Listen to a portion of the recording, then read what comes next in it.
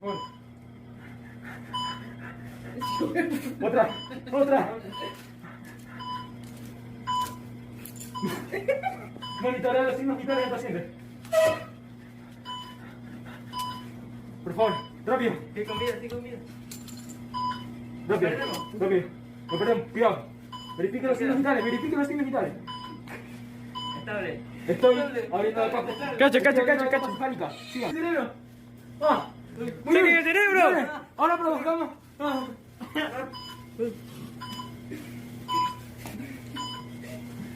Muy bien. Una riquita, cuidado.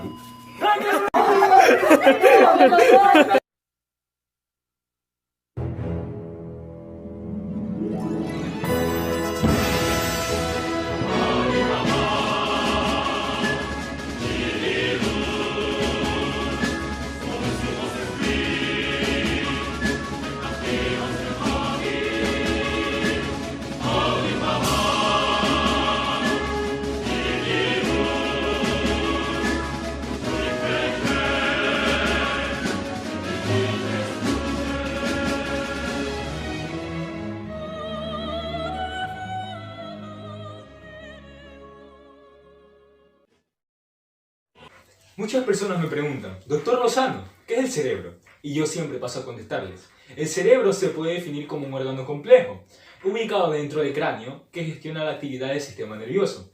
Forma parte del sistema nervioso central, o mejor conocido como SNC, y constituye la parte más voluminosa y conocida del cráneo. Esta está situada en la parte anterior y superior de la cavidad craneal y está presente en todos los vertebrados. Dentro del cráneo, el cerebro flota a través de un líquido llamado cefalorraquídeo.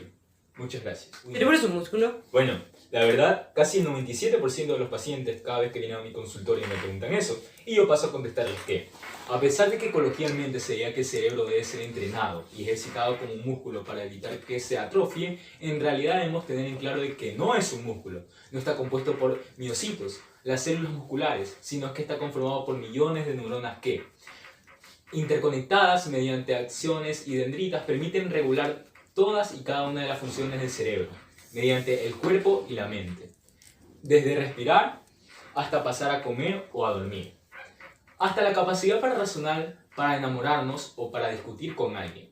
Todo esto pasa por el control cerebral, siendo solo una parte de todas las funciones de este órgano. Como podemos ver, el cerebro es la parte más fundamental de nuestro cuerpo después de nuestro corazón.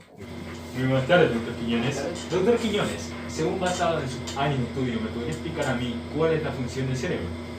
Bueno, como parte fundamental del encéfalo y del SNC, las funciones del cerebro podrían resumirse en controlar y regular la mayoría de funciones del cuerpo y de la mente. Algunas de las funciones más importantes del cerebro son control de funciones vitales, como la regulación de la temperatura, de la presión sanguínea, de la tasa cardíaca, la respiración, dormir, comer.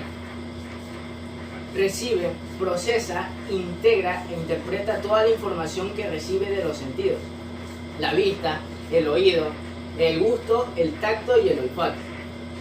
Controla los movimientos que hacemos y la posición postural: caminar, correr, hablar, estar de pie. Es responsable de nuestras emociones y conductas. Nos permite pensar, razonar, sentir, ser. Controla las funciones cógnitas superiores: la memoria, el aprendizaje, la percepción, las funciones ejecutivas. En pocas palabras, el cerebro humano es una de las creaciones más complejas, enigmáticas y a la vez perfectas del universo. En su época, Hipócrates y sus contemporáneos no podían imaginarse todo lo que llegaríamos a conocer sobre esta parte de nuestro cuerpo, gracias a los avances tecnológicos en neuroimagen y en medicina biológica, psicología y neurociencia. Sin embargo, todavía existen muchas incógnitas y dudas por resolver acerca de este órgano. Buenas tardes, señorita Bona. Buenas tardes, compañero. ¿Me puede decir cuáles son las partes del cerebro? Todos los animales vertebrados tienen cerebro, aunque su tamaño, forma y ciertas características pueden variar según la especie. Como podemos observar aquí, tenemos un encéfalo humano, el cual está compuesto por las siguientes partes. El cerebro, formado por las estructuras corticales y subcorticales. Las estructuras corticales o corteza cerebral se dividen en diferentes áreas, como el lóbulo frontal, el parietal, el lóbulo occipital, la corteza cingulada y la corteza insular. Además, estos lóbulos están divididos por la mitad en dos hemisferios, el cual es el derecho y el izquierdo. Las estructuras subcorticales hacen referencia a aquellas que quedan bajo la corteza cerebral, como el cuerpo calloso, que unen a los dos hemisferios, el tálamo, los glándulos basales, amígdalas, hipocampos y cuerpos mamilares. Como segundo tenemos el cerebelo, el cual es el segundo órgano más grande del encéfalo. Está involucrado en el control de la postura y del movimiento, aunque también se realizan algunas funciones cognitivas: hipotálamo, glándula pituitaria o hipófisis. El hipotálamo se comunica con la glándula pituitaria y con la glándula pineal.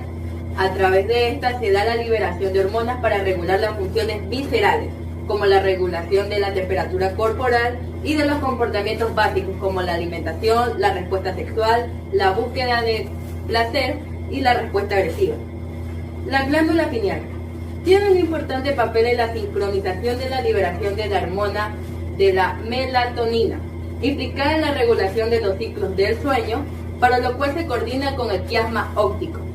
El tronco cerebral comienza en el extremo superior de la médula espinal, es el que vemos aquí. Este es un tallo encefálico que controla las funciones automáticas como la presión sanguínea o los latidos de nuestro corazón, los movimientos límbicos y funciones viscerales como la digestión o la micción. Esta fue mi explicación, compañero. Espero que haya sido muy explícita. Gracias, doctora. Wow. Buenas tardes, compañero. Bueno, ¿cuáles son las características del cerebro humano? Bueno, en el cerebro humano, el córtex cerebral es uno de los más evolucionados y complejos, el psico. No solo tiene un tamaño más grande que otras especies, sino que también se dobla y se pliega sobre sí mismo, más veces conocido como índice de nidificación, formando ondulaciones y surcos que le dan esa apariencia arrugada tan característica. En el encéfalo humano tiene un peso aproximado de 1.4 a 1.5 kilos, un volumen a torno a 1130 centímetros cúbicos en mujeres y 1200 centímetros cúbicos en hombres. El cerebro y la médula espinal están recubiertas en unas membranas llamadas meninges, que lo protegen de los golpes contra el cráneo. Para más protección al cerebro, en el líquido cefalorraquídeo. Se estima que el cerebro humano está compuesto por más de 100 billones de células nerviosas, mayoritariamente células gliales y neuronas. Muchas gracias. Gracias, doctor Hidalgo. Buenas tardes, doctor León. ¿Cómo se desarrolla el cerebro? ¿Cómo se desarrolla el cerebro? ¿Qué es el cerebro? Es importante saber cómo se forma. El desarrollo empieza en la etapa embrionaria y termina en la juventud. Tan solo 4 semanas después de la concepción se comienza a formar el tubo neural. Es el tubo neural en la clavícula del desarrollo del cerebro, en el sistema nervioso en general. Esto aquí tiene que ver en los órganos y en todo el movimiento del cuerpo. Se calcula que en la etapa prenatal puede llegar a producirse hasta 250.000 células cerebrales por minuto. De hecho, en el momento de nacer, el cerebro del bebé ya contiene todas las células nerviosas que va a necesitar. Sin embargo, estas células nerviosas no están adecuadamente conectadas todavía. Durante los 2 primeros años de vida, nuestras células nerviosas comienzan a establecerse conexiones según los factores que señalizan nuestro ADN. No obstante, la interacción con el contorno que va a ser decisiva en la supervivencia de las conexiones ya establecidas y en la creación de nuevas conexiones neutrales con una capa aislante de grasa que facilita la transferencia de información, ayuda a esto y son los responsables del aumento de tamaño del encéfalo. El desarrollo de este órgano varía según el rango de edad en el que nos fijemos, de los 0 a 12 meses. En términos generales, se puede decir que los recién nacidos solo tienen bien desarrollado la médula espinal y el tronco encefálico. Por eso solo responden a los estímulos, reflejos y a las funciones básicas de la supervivencia, como dormir, comer o llorar. A medida A medida que se relacionan con su entorno, van estableciendo nuevas conexiones y aprenden rápidamente. Cosas como dirigir la mirada, realizar movimientos más complejos o repetir consonantes. Comprender el lenguaje. Así, a los 3 años, tu cerebro ya ocupa el 80% del tamaño que tendrá de adulto. El sistema límbico y el córtex cerebral ya se encuentran considerablemente desarrollados. Esto permite a los niños expresar y reconocer emociones, jugar, empezar a contar y hablar. Hasta esta edad, la plasticidad cerebral era máxima, hasta el punto que si un área de la corteza cerebral se daña, probablemente otro podría asumir sus funciones, ya que todavía no está especializada. El cerebro no se termina de desarrollar hasta pasada la juventud. El área del encéfalo que tarda más en madurar es la corteza prefrontal, situada en los lóbulos frontales. Esta parte de la corteza está muy relacionada con el control de la conducta, el razonamiento y la resolución de problemas, etc. Sin embargo, aunque la maduración cerebral finaliza en la juventud, en determinadas áreas sigue produciéndose neurogénesis, que es una generación de nuevas neuronas. Además, la plasticidad cerebral se mantiene, aunque es un menor grado que en la infancia, y aún así pueden establecer las nuevas conexiones cerebrales a través del entrenamiento y el reforzamiento de las conexiones neuronales. Esto es la base de la plasticidad cerebral. Muchas gracias.